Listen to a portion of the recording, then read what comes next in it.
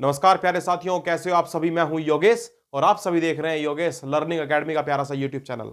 तो प्यारे साथियों, आज हम बात करने वाले हैं एंशिएंट हिस्ट्री के अंतर्गत अर्थात प्राचीन इतिहास के अंतर्गत मौर्य डायनेस्टी के बारे में। और मौर्य डायनेस्टी से संबंधित दोस्तों आज जो है ये तीसरे नंबर की वीडियो है, जबकि इस मगध का उत्कर्ष नामक चैप्टर से ये हमारी 12वें नंबर की वीडियो है। तो प्यारे साथियों, हम बात करने वाले हैं इसमें आज सम्राट अशोक के बारे में।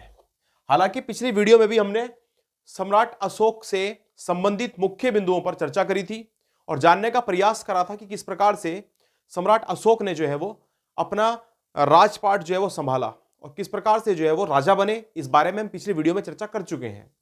तो प्यारे साथियों, अगर आप लोगों ने अभी तक उन वीडियोस को नहीं देखा है जो इससे पिछली हैं, तो आप एक बार प्लेलिस्ट में उन सभी वीडियो को देखेंगे।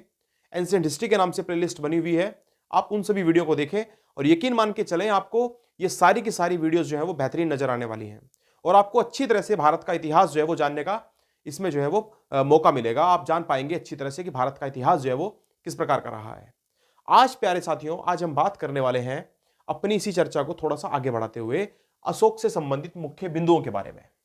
तो प्यारे साथियों, आप याद रखेंगे सबसे पहले तो कि जो अशोक का जन्म है ना, अशोक का जन्म वो 304 बीसी पूर्व हुआ था।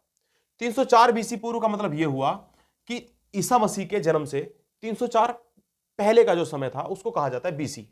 तो 304 बीसी में हुआ था और कहां पर हुआ था? पाटलिपुत्र में हुआ था, पाटलिपुत्र में। आप याद रखेंगे कि ये जो राजा बने ना, तो राजा कितने साल के बाद बने? आप यूं कह सकते हो कि 269 बीसी में ये राजा बनते हैं। राजा कहां के बनते हैं? आप कहेंगे मगध के सम्राट, यानी मौर्य डायनेस्टी। मौर्य डायनेस्टी में इससे पहले चंद्रगुप्त मौर्य जो कि संस्थापक भी थे किसके? मौर्य साम्राज्य के। और उसके बाद बिंदुसार के बेटे हैं और बिंदुसार के छोटे बेटे हैं, क्योंकि बड़े बेटे का नाम मैंने आपको बताया था सुसीम। तो सुसीम के बाद ये गद्दी पर बैठते हैं, यानी सुसीम की जगह पर ये गद्दी पर बैठते हैं। और वो किस प्रकार से गद्दी पर बैठे थे वो भी मैं पिछली वीडियो में चर्चा कर चुका हूं। तो मैं उम्मीद कर रहा हूं कि आप सभी कुछ पढ़ के आए हो अच्छी तरह से, उसके बाद ये वीडियो देख रहे हो। और अगर आपने वीडियो नहीं देखी तो आप देख भी सकते हो। अब दोस्तों, हम बात करने वाले हैं कलिंग युद्ध के बारे में। अपने राजा बनने के 8वें वर्ष में, यानी राज्याभिषेक के 8वें वर्ष, कलिंग पर ये जो क्या करते हैं, आक्रमण करते हैं। कौन? राजा अशोक। और उस टाइम पर कहा जाता है कि उस टाइम पर कलिंग का जो राजा था वो कौन था? नंदराज।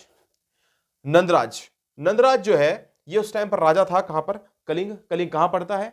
यानी आज का जो उड़ीसा वाला इलाका है, उस उड़ीसा वाले इलाके को कहा जाता था कलिंग। ये आप याद रखेंगे। बड़ा फेमस युद्ध है, मोस्ट इंपॉर्टेंट है, पूछा जाता है कब हुआ तो आप याद रखेंगे 261 बीसी में। वेरी वेरी इंपॉर्टेंट क्वेश्चन है, आपके पेपर के दृष्टिकोण से बहुत ही इंपॉर्टेंट ये क्वेश्चन बन जाता है। अब प्यारे साथियों, इस बात की आखिर पता कहां से चलता है कलिंग युद्ध के बारे में? तो आप ये बात भी याद रखेंगे, हाथी गुम्फा अभिलेख से। हाथी गुम्फा अभिलेख से इस बारे में साफ साफ मालूम होता है, पता चलता है। हाथी गुम्फा कह लीजिए, हाथी गुफा अभिलेख कह लीजिए, इस अभिलेख से पता चलता है कि 261 बीसी में कलिंग का युद्ध हुआ था। और यह युद्ध किस किस के बीच में हुआ था? राजा अशोक और नंदराज के बीच में। आप याद रखेंगे यह बात कैसे पता चली? आप कहेंगे हाथी गुम्फा अभिलेख से पता चली है। कभी भी पूछ लिया जाए कि हाथी गुम्फा अभिलेख जो है वो किसके द्वारा लिखा गया है, तो आप कहेंगे खारवेल के द्वारा। यानी किसका अभिलेख है ये? आप कहेंगे खारवेल का अभिलेख है। तो मैं उम्मीद कर रहा हूं कि आपको इतनी बातें समझ में आई हैं। और अब प्यारे साथियों, आप याद रखेंगे, ऐसा कहा जाता है कि अपने समय पर सम्राट अशोक जो है ना बहुत ही निर्दयी शासक थे। और ऐसा कहा जाता है कि ये जो है ना युद्ध करते समय, किसी को मारते समय, यानी किसी की हत्या करते समय बिल्कुल भी विचलित नहीं हुआ करते थे। इनकी जो तलवार थी वो कभी रुकती नहीं थी, किसी पर दया नहीं करती थी। लेकिन ऐसा हुआ कि कलिंग युद्ध के पश्चात, जब कलिंग युद्ध समाप्त हुआ, तो समाप्त होने के बाद जब ये गौर से उस मैदान को देखने लगे जहां पर वो युद्ध लड़ा गया था, तो ये चारों तरफ देखते हैं कि हर तरफ जो है वो क्या थी? आप कहेंगे वहां पर हर जगह शमशान बना हुआ था, यानी बॉडी ही बॉडियां नजर आ रही थी, यानी सारे के सारे मुर्दे ही नजर आ रहे थे। और साथ में नजर आ रही थी रोती बिलखती हुई जिंदगियां, जो ऐसी जिंदगियां थी कि जिन्हें देख करके हर निर्दयी प्राणी का जो हृदय है वो परिवर्तित हो जाए। छोटे छोटे बच्चे जो कि दो दो हिस्सों में बटे हुए थे वो उस भूमि पर पड़े हुए थे। माताएं बहनें अपने अपने पति के शवों पर आंसू बहा रही थी। और ये वो मंजर था जिसे देख करके हृदय परिवर्तित हो जाता है सम्राट अशोक का भी। जब सम्राट अशोक सोचते हैं कि आखिर ये युद्ध किस लिए लड़ा गया और इस युद्ध में कितनी हानि हुई है, तो वो देख करके उनकी आंखें जो है वो आंसुओं से भर जाती हैं।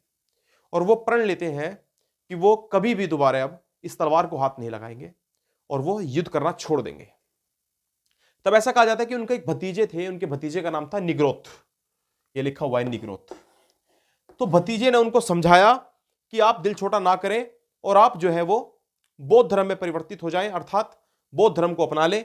ऐसा करने से आप लोगों को पता चल पाएगा कि किस प्रकार से बौद्ध जीवन जो है वो कितना शांतिमय होता है, कितना शांतिपूर्ण होता है, और उसमें जो है वो बिल्कुल आसानी से आप रह सकते हो, और आप इस धर्म को एक बार अपना कर देखिए। और जब ऐसी बातें अपने भतीजे सुनते हैं तो उनसे बहुत ज्यादा प्रेरित होकर के ये जो सम्राट अशोक है वो क्या करता है, बौद्ध धर्म को ग्रहण कर लेता है, यानी बौद्ध धर्म में आ जाता है। और कभी भी पूछ लिया जाए आपसे कि बौद्ध धर्म जो है वो किसके कहने पर लिया था, तो आप बताएंगे निग्रोथ के कहने पर, ये उनके भतीजे थे। जबकि बात करें कि बौद्ध धर्म की शिक्षा किससे ली, तो बौद्ध धर्म की शिक्षा भी आप याद रखेंगे प्यारे साथियों, बौद्ध धर्म की जो शिक्षा है वो इन्होंने किससे ली थी, उपगुप्त से। तो उम्मीद करता हूं इतनी बातें आपके समझ में अवश्य आई होंगी। अब ये क्या करते हैं, अपने एक बेटे और अपनी एक बेटी, यानी एक लड़के और लड़की को भेज देते हैं श्रीलंका। और श्रीलंका में दोस्तों किस लिए भेजते हैं, बौद्ध धर्म के प्रचार और प्रसार के लिए। तो बौद्ध धर्म के प्रचार और प्रसार के लिए अपने बेटे महेंद्र, बेटे का नाम क्या, महेंद्र, और बेटी का नाम क्या है, संघमित्रा, इन दोनों को कहां पर भेज देते हैं, ये भेज देते हैं इनको, आप कहेंगे श्रीलंका में भेज देते हैं। अब प्यारे साथियों आप याद रखेंगे, गया में बराबर की गुफाएं हैं, गया यानी बिहार की बात करें तो बिहार में गुफाएं हैं, बराबर की गुफाएं। उन बराबर की गुफाओं में 4 गुफाएं हैं, यानी बराबर की पहाड़ियों पर जो गुफाएं हैं उन्हें 4 गुफाएं कौन कौन सी हैं, आप कहेंगे एक तो सुदामा गुफा, कर्ण गुफा, चोपड़ा गुफा और विश्व झोपड़ी, ये 4 गुफाएं हैं। इन चारों गुफाओं को दान कर देते हैं। कौन दान करता है, मोस्ट इंपॉर्टेंट क्वेश्चन है, पूछा जाता है किसको दान किया जाता है। तो ये जो अशोक थे, हालांकि खुद इन्होंने जो है वो बौद्ध धर्म अपना लेता, लेकिन इन्होंने कभी किसी को विवश नहीं किया, यानी प्रजा को विवश नहीं किया कि वो भी जो है वो बौद्ध धर्म अपना ले। अर्थात ये बौद्ध धर्म का प्रचार प्रसार जरूर करते थे, लेकिन किसी को भी जबरन विवश नहीं करते थे कि आप जो है वो बौद्ध धर्म को अपना लें। ऐसी स्थिति में आजीवन संप्रदाय से जुड़े हुए लोगों को, आजीवक संप्रदाय से जुड़े हुए लोगों को ये दान कर देते हैं। ये 4 गुफाएं कौन कौन सी, आप याद रखेंगे, सुदामा, कर्ण, चोपड़ा और साथ में विश्व झोपड़ी। ये किसको दान की जाती है, आजीवक संप्रदाय के लोगों को। इतनी बात आप याद रखेंगे, किसके द्वारा, सम्राट अशोक के द्वारा। अब ये क्या करते हैं, ऐसा कहा जाता है कि ये पहले ऐसे शासक हैं जिन्होंने अभिलेख लिखने की प्रथा को शुरू कर दिया भारत के अंदर। यानी उससे पहले भारत में कोई भी व्यक्ति या कोई भी राजा महाराजा जो वो अभिलेख की प्रथा नहीं जानता था या नहीं लिखता था, लेकिन डेरियस फर्स्ट अर्थात दारा प्रथम से प्रेरित होकर के इन्होंने जो है वो भारत के अंतर्गत क्या कर दिया, इन्होंने जो है वो अभिलेख लिखवाने शुरू कर दिए। अर्थात ये चाहते थे कि इनके राज्य में, यानी इनकी प्रजा जहां तक भी है, सभी जो है वो बौद्ध धर्म की विशेषताओं को जाने, किस प्रकार से व्यक्ति को जीवन यापन करना है उस बारे में जाने।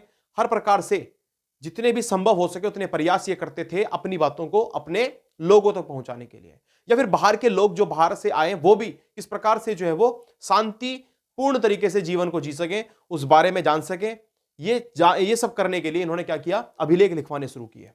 तो आप याद रखेंगे अच्छी तरह से, इनके अभिलेख कौन सी भाषा में है, तो आप कहेंगे प्राकृत भाषा में है, प्राकृत भाषा में। मोस्ट इंपॉर्टेंट क्वेश्चन बनता है। इसके अलावा आपको यह भी याद रखना है कि अभिलेखों की लिपि कौन सी है। अभिलेखों की लिपि मैंने आपको बताई थी कि 4 अभिलेखों की लिपि थी। एक तो थी ब्राह्मी लिपि। ब्राह्मी लिपि के जो अभिलेख हैं वो कहां मिलते हैं आपको, भारत में इनके मिलेंगे।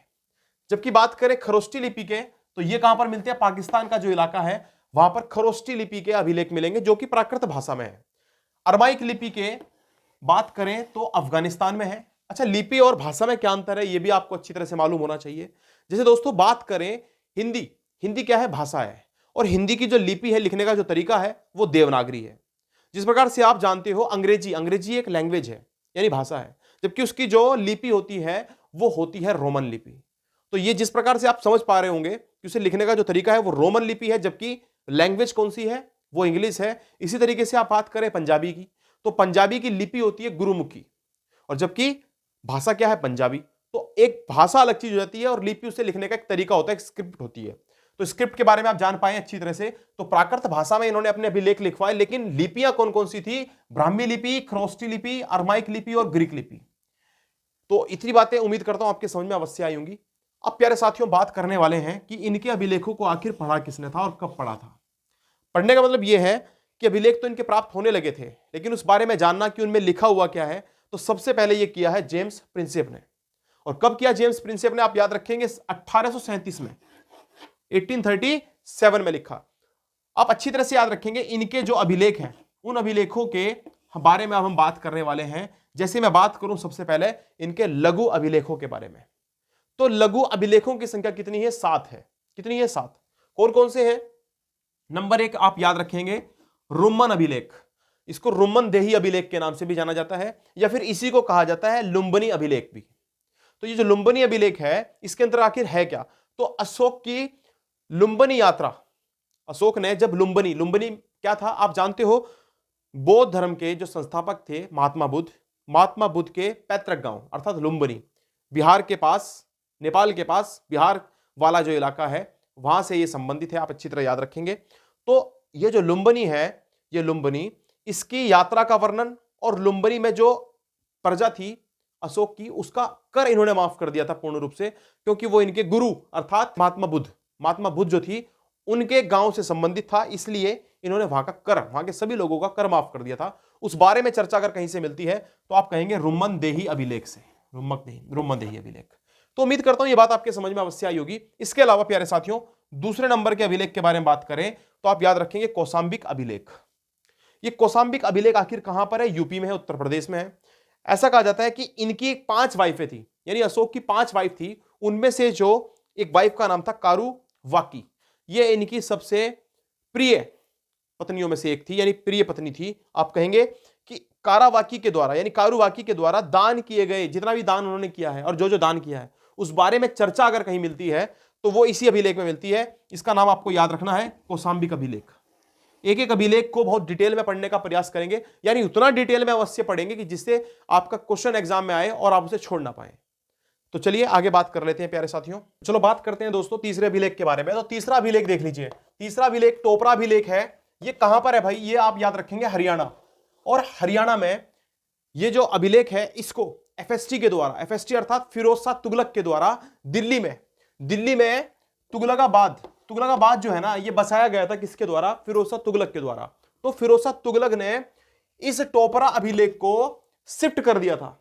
कहां से कहां तक शिफ्ट कर दिया था, आप कहेंगे हरियाणा से दिल्ली लेकर के आ गया था, और दिल्ली के भी किस जगह पर, तुगलकाबाद में।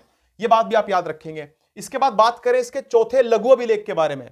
दोस्तों हम पढ़ रहे हैं स्तंभ अभिलेखों के बारे में, और इसके बाद हम चर्चा करने वाले हैं शिला अभिलेखों के बारे में। 14 शिलालेख भी पढ़ने हैं हमको, तो प्यारे साथियों बने रहिए लगातार। देखिए चौथे नंबर के लघु अभिलेख की बात करें तो आप जानते हैं मेरठ अभिलेख, ये कहां पर है, आप कहेंगे यूपी में, उत्तर प्रदेश। और इसको भी एफएसटी के द्वारा शिफ्ट करवा दिया गया था, कहां पर, आप कहेंगे दिल्ली में, तुगलकाबाद बसाया किसने था, यह क्वेश्चन अगर कभी पूछ ले आपसे तो आप कहेंगे यह भी बसाया गया था फिरोज शाह तुगलक के द्वारा। और इसके अलावा फिरोजाबाद, आपने सुना होगा फिरोजाबाद, तो फिरोजाबाद भी किसके द्वारा बसाया गया था, फिरोज शाह तुगलक के द्वारा। अच्छा प्यारे साथियों आप याद रखेंगे, इसके बाद आपको याद रखना है संपूर्ण अभिलेख। ये संपूर्ण अभिलेख कहां पर है, यह आपका बिहार में पड़ता है। बिहार में एक जगह है जहां पर है चंपारण। आप जानते होंगे महात्मा गांधी ने वहां पर क्या किया था, आंदोलन भी किया था, जिसे चंपारण आंदोलन के नाम से भी जाना जाता है, 1917 में किया गया था।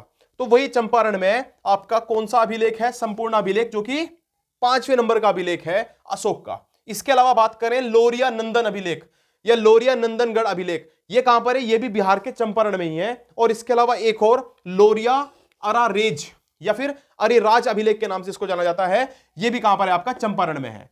तो उम्मीद करता हूं इतनी बातें आपके समझ में अवश्य आई होंगी। तो साथों के साथों स्तंभ अभिलेख पढ़ने का हमने जो है वो कोशिश करी है, इनके बारे में समझने का प्रयास किया है। और अब प्यारे साथियों हम बात करने वाले हैं अशोक के 14 शिलालेखों के बारे में।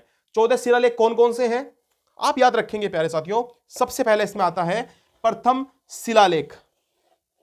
ये जो प्रथम शिलालेख है इसमें आखिर क्या बताया गया है, यह क्वेश्चन पूछा जाता है। यानी अशोक के जो 14 शिलालेख हैं उन शिलालेखों से संबंधित यह क्वेश्चन आपके दिमाग में हमेशा रहने चाहिए, क्योंकि यही क्वेश्चन पेपर में आते भी हैं कि आखिर कौन से अभिलेख में क्या बात बताई गई है। और आप यकीन मान के चले अगले 4 से 5 मिनट के अंतर्गत आप लोगों को पता चल जाएगा कि अशोक ने अपने 14 शिलालेखों में से कौन से अभिलेख में क्या बात लिखवाई थी, यह मैं बिल्कुल आसान भाषा में आपके सामने इसका स्पष्टीकरण देने का पूरा पूरा प्रयास करूंगा। तो आप याद रखेंगे भाई, सबसे पहले अशोक का जो पहले नंबर का अभिलेख है, इसमें बताया गया है अशोक ने इसमें अहिंसा की चर्चा की है। मैंने आपको बताया अशोक ने शिलालेख इसलिए लिखवाए या फिर अभिलेख इसलिए लिखवाए ताकि अपने प्रजा या फिर बाहर से आए हुए लोगों को या फिर फ्यूचर में इन बातों के बारे में सबको पता चल सके कि किस प्रकार से जो है वो जीवन जीना चाहिए, उस बारे में उसने जो है बताया है इन अभिलेखों के अंतर्गत। तो उसने सबसे ज्यादा अहिंसा पर जोर डालने की बात सबसे पहले जो की थी वो उसके पहले अभिलेख में की थी। आप याद रखेंगे, इसमें यही पता चलता है। साथ साथ इसमें पशु बलि पर भी रोक लगाने का जिक्र है, यानी अहिंसा पर चर्चा की गई है पहले अभिलेख के अंतर्गत, और साथ साथ आप याद रखेंगे पशु बलि पर भी रोक लगाने की इसमें बात की गई है। दूसरे वाला जो अभिलेख है, सेकंड शिलालेख, इसमें याद रखेंगे इसमें भाई पशु चिकित्सा के बारे में बताया गया है, पशु चिकित्सा के बारे में। साथ साथ दक्षिण भारतीय राज्यों पर चेर, पांडे और श्रीलंका और केरल पुत्र, इनका किस प्रकार से जो है वो राज रहा, वो उस बारे में जिक्र भी दूसरे नंबर के ही अभिलेख में किया गया है। लेकिन खास बात यह है कि इसमें चोल वंश का जिक्र नहीं मिलता है। तो यह भी जानने के लिए बड़ा इंपॉर्टेंट है, पूछा जाता है कि जो आपका दक्षिण भारत के जो राज्य थे, जैसे कि चेर था, पांडे था, श्रीलंका, केरल, इस टाइप के इधर के जो राज्य थे, उनमें किस राज्य का जिक्र अशोक के दूसरे नंबर के अभिलेख से प्राप्त नहीं होता है? तो आप कहेंगे चोल वंश। ये इंपॉर्टेंट बात है। इसके अलावा तीसरे वाले में, यानी जो तीसरा अभिलेख है, उसमें 3 अधिकारियों का जिक्र इसमें किया गया है, यानी अशोक के द्वारा 3 अधिकारियों का जिक्र है और कहा गया है कि 3 अधिकारी अशोक ने तैनात किए थे। एक का नाम था रज्जुक, ये पद है। इसके अलावा युक्तक, और तीसरा आप याद रखेंगे प्रदेशक। जैसे आज की तारीख में भी अधिकारी होते हैं, उसी प्रकार से जो अशोक है उसने भी 3 अधिकारी लगाए थे। और 3 अधिकारी कौन कौन? रज्जुक, युक्तक और शासक प्रदेशक। इन तीनों ही अधिकारियों को कहा गया था, निर्देश था कि हर 5 साल के अंतर्गत आपको राज्य का भ्रमण करना है और पता करना है कि राज्य की क्या क्या समस्याएं हैं, उनसे संबंधित बातें आप जो है वो विचार विमर्श करके उनका निवारण करने का प्रयास करोगे। तो कौन कौन से मैंने 3 आपको बताया, आप याद रखेंगे। 3 अभिलेख, जो पहले वाला है वो पशु बलि पर रोक लगाता है और इस बारे में चर्चा करता है ये, और साथ साथ उसमें अहिंसा की चर्चा की गई है। जबकि दूसरे वाले में पशु चिकित्सा की बात की गई है। जबकि दक्षिण के जो राज्य हैं, चेर, पांडे और इसके अलावा केरल पुत्र, श्रीलंका, इस तरह के जो राज्य हैं उनके बारे में चर्चा की गई है, लेकिन चोल पांडे का जिक्र इसमें नहीं मिलता है। जबकि तीसरे मैंने आपको बताया कि इसमें तीन अधिकारी जो है वो नियुक्त किए गए थे, किसके द्वारा? सम्राट अशोक के द्वारा, और जिनको 5 सालों में, हर 5 सालों के अंतर्गत जनता का हाल जानने के लिए जनता के बीच में जाना होता था। अब प्यारे दोस्तों, बात करने वाले हैं चौथे नंबर के बारे में। तो चौथे नंबर में जो अभिलेख है इसमें दिया गया है, इसमें बताया गया है कि अशोक ने जो है वो भैरी घोष बोलते हैं युद्ध नीति, यानी आप जानते हो अपने प्रारंभिक जीवन में जो अशोक है उसने भैरी घोष की नीति अपना रखी थी, लेकिन बाद में यानी कलिंग युद्ध के बाद उसने जो है वो धम्म नीति को अपना लिया था, यानी शांति की नीति को अपना लिया था। तो इस बारे में चर्चा कहां से मिलती है? तो आप याद रखेंगे ये मिलती है चौथे नंबर के शिलालेख से। 5वें नंबर का जो शिलालेख है उसमें क्या बताया गया है? उसमें एक धम्म महापात्र यानी शांति का जो अधिकारी होगा उसके बारे में चर्चा की गई है, यानी शांति को बनाए रखने के लिए किस प्रकार से राज्य में शांति बनाए रखनी है, इसके लिए एक अधिकारी घोषित किया गया और उसका नाम रखा गया धम्म महापात्र। तो धम्म महापात्र नामक एक पद की जो है वो इसमें जिक्र है, इस बारे में मिलता है, यानी कि एक अधिकारी के बारे में इसमें चर्चा मिलती है। यह है आपका धम्म नंबर का जो 5वें नंबर का जो अभिलेख है, यानी 5वें नंबर का जो शिलालेख है। इंपॉर्टेंट है, याद रखेंगे अच्छी तरह से। बात करें 6ठे नंबर के अभिलेख के बारे में, तो आप याद रखेंगे इसमें कहा जाता है कि मेरा जो अधिकारी है, यानी अशोक ने कहा था कि मेरा जो अधिकारी होगा वो अगर जन का कल्याण करना चाहता है, जन कल्याण से संबंधित कोई भी विचार अगर उसके मन में है, तो वो किसी भी समय 24 घंटे में से किसी भी समय वो आकर के मेरा दरवाजा खटखटाएगा, मैं उसको हमेशा उसकी सहायता करने के लिए तैयार रहूंगा। यह कहा गया है अभिलेख नंबर 6 में। मैं उम्मीद कर रहा हूं आपके एक एक बातें अच्छी तरह से समझ में आ रही होंगी। 5 बातें मैंने यहां पर बताई, कौन कौन सी देखें आप याद रखेंगे। 5 हमारी पहले हो गई, 6ठी ये वाली थी। 5वीं कौन कौन सी, एक बार फिर से जल्दी जल्दी से याद करते हैं, रिपीट करते हैं। पहली वाली में बताया गया है, यानी पहला जो अभिलेख है उस अभिलेख में बताया गया है अहिंसा के बारे में, साथ साथ पशु बलि पर रोक लगाई गई है। दूसरे की मैंने बताई थी आपको कि भैया पशु चिकित्सा के बारे में इसमें विचार है, और जबकि मैंने बताया था जो दक्षिण के आपके राज्य हैं, जैसे चेर हो गया, पांडे हो गया, इसके अलावा केरल पुत्र हो गया, श्रीलंका नीचे की साइड में, इनके बारे में जिक्र मिलता है, जबकि चोल पांडे का जिक्र नहीं मिलता। जबकि मैंने तीसरे नंबर का बताया कि इसमें एक अधिकारी तैनात किया जाएगा और वो अधिकारी 3 अधिकारी तैनात किए जाएंगे। कौन कौन से? रज्जुक, युक्तक और प्रदेशक, जो हर 5 साल में राज्य का भ्रमण करेंगे, यानी वहां पर घूमने के लिए जाएंगे, भ्रमण करेंगे, सॉरी। बात करें चौथे नंबर की, तो चौथे मैंने आपको बताया इसमें अशोक ने भैरी घोष की नीति को त्याग करके, यानी युद्ध की नीति को त्याग करके इसमें जिक्र किया है कि उसने धम्म नीति को अपना लिया था, इस बारे में उसने जिक्र किया है। इसके अलावा मिलता है 5वें अभिलेख में कि धम्म महापात्र नामक एक अधिकारी जो है वो तैनात किया जाएगा, जो कि क्या करेगा? शांति का दूत रहेगा, यानी शांति के लिए राज्य में वो क्या करेगा? भ्रमण करेगा। इसके अलावा आप याद रखेंगे 6ठे नंबर का मैंने आपको बताया कि अशोक ने कहा था कि मेरे अधिकारियों में से अगर किसी के पास कोई जन कल्याण हेतु कोई विचार है, कोई विचार विमर्श करना चाहता है, या जन कल्याण से संबंधित कोई भी रिक्वायरमेंट है, तो उसके लिए वो किसी भी क्षण मुझसे आकर के मिल सकता है, मैं उसके लिए कभी भी इनकार करने वाला नहीं हूं। इसके अलावा याद रखेंगे 7वें नंबर, इसमें सभी धर्मों के बारे में इसमें कहा कि सभी धर्म जो है वो अपनी एक विशेष ख्याति रखते हैं, तो सभी धर्मों का आपस में क्या होना चाहिए? समन्वय होना चाहिए। कोई भी किसी के धर्म को छोटा या बड़ा नहीं बता सकता, ऐसी बातें कही गई हैं 7वें नंबर के शिलालेख के बारे में, यानी सभी धर्मों का आपस में क्या समन्वय है, क्या सामंजस्य है, इसके बारे में चर्चा की गई है 7वें नंबर के अभिलेख में। 8वें में आप याद रखेंगे, इसमें अशोक ने धम्म यात्रा की थी, धम्म यात्रा की चर्चा की थी कि किस प्रकार से जो है वो धम्म की यात्रा उन्होंने चली है। अर्थात जब वो अपने राज्याभिषेक से 8वें वर्ष में थे, तब उन्होंने धम्म नीति को अपनाया था। उसके 2 साल के बाद वो गया नामक स्थान पर गए थे, और उसके यानी 10वें वर्ष में, और उसके 1 साल के बाद वो कहां पर गए थे? आप कहेंगे वो लुम्बिनी नामक स्थान पर गए थे। तो इस बारे में इस प्रकार जो धम्म यात्रा थी उसकी चर्चा की गई है। यह है अभिलेख नंबर 8वां। इसके अलावा प्यारे साथियों 9वें नंबर की बात करें तो इसमें अशोक ने छोटे मोटे त्योहारों पर रोक लगा दी थी। इस बारे में जिक्र अगर कहीं से मिलता है तो अशोक के 9वें नंबर के अभिलेख से मिलता है, यह भी आप याद रखेंगे। 10वें नंबर की बात करें तो इसमें धम्म के महत्व की चर्चा की गई है कि आखिर ये जो धम्म नीति है इसका क्या महत्व है, क्या फायदे हैं, क्या लाभ हैं, क्या इसकी उपलब्धियां हैं, इस बारे में चर्चा कौन से अभिलेख में की गई है? तो आपका जवाब रहना चाहिए प्यारे साथियों, आप याद रखेंगे 10वें नंबर का जो शिलालेख है उसमें। इसके अलावा 11वें नंबर के शिलालेख की बात करें तो इसमें अशोक ने कहा है कि मेरे अधिकारी ब्राह्मणों को कभी ना सताएं, यानी अपने अधिकारियों के लिए निर्देश दिया गया था इसमें अशोक के द्वारा कि वो कभी भी ब्राह्मणों को सताते हुए ना पाए जाएं, ऐसी कोई भी घटना उनके राज्य में ना घटे। ये 11वें नंबर का अभिलेख हो गया। 12वें नंबर की अभिलेख की बात करें तो स्त्रियों की स्थिति में सुधार के लिए, यानी उस समय पर भी स्त्रियों की स्थिति दयनीय थी और इतनी अच्छी नहीं थी। अब तो फिर भी स्थिति जो है वो लगभग बराबर आ चुकी है पुरुषों के, लेकिन एक समय ऐसा भी था जब स्त्रियों की जो स्थिति थी वो दयनीय थी, यानी स्त्रियों को बहुत सारे संकटों का सामना करना पड़ता था। ऐसी स्थिति में अशोक ने एक अधिकारी, जो कि किस नाम से आप कहेंगे? स्त्री महापात्रा के नाम से, स्त्री महापात्रा के नाम से एक अधिकारी जो है वो नियुक्त की गई थी, जो कि उसके राज्य में यानी अशोक के राज्य में यह देखेगी कि किस स्त्री की स्थिति कैसी है और उसकी स्त्री की स्थिति में किस प्रकार से सुधार किया जा सकता है, उस बारे में विचार करने के लिए, जानने के लिए, प्रयास करने के लिए यह महिला अधिकारी तैनात की गई थी। आप अच्छी तरह से याद रखेंगे। यह किसमें लिखा गया है? अभिलेख नंबर 12 यानी शिलालेख नंबर 12 में। बात करें 13वें नंबर की तो इसमें कलिंग युद्ध की चर्चा की गई है। कलिंग युद्ध की चर्चा कौन से अभिलेख में की गई है? आप कहेंगे यह की गई है 13वें नंबर के अभिलेख में। इसके अलावा आखिरी जो अभिलेख है 14वें नंबर का शिलालेख, उसमें आप याद रखेंगे अशोक ने इसमें लिखवाया कि अशोक के द्वारा जितने भी कार्य किए गए हैं, यदि उन सब का जिक्र इन अभिलेखों में जो आपने ऊपर पढ़े उनमें नहीं मिलता है तो यह गलती अशोक की नहीं है। इस गलती का जिम्मेदार कौन रहेगा? वो लिखने वाला, यानी इन जितने भी अभिलेख हैं उन्हें जो लिख रहा है उसकी यह गलती रहेगी, उसकी गलती मानी जाएगी, ना कि यह अशोक की गलती है। यानी अशोक ने और भी बहुत सारे काम कराए होंगे, वो सारे के सारे काम जो इन अभिलेखों में नहीं लिख पाए हैं वो गलती अशोक की नहीं है। इस बारे में 14वें नंबर के अभिलेख में लिखा गया है।